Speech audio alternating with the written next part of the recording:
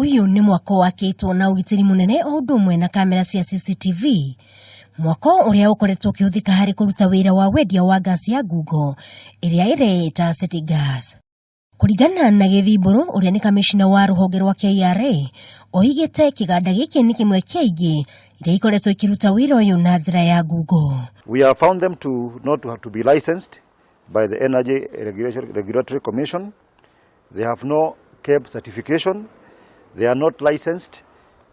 They continue to fill gas cylinders for other companies without the permission of the brand owners.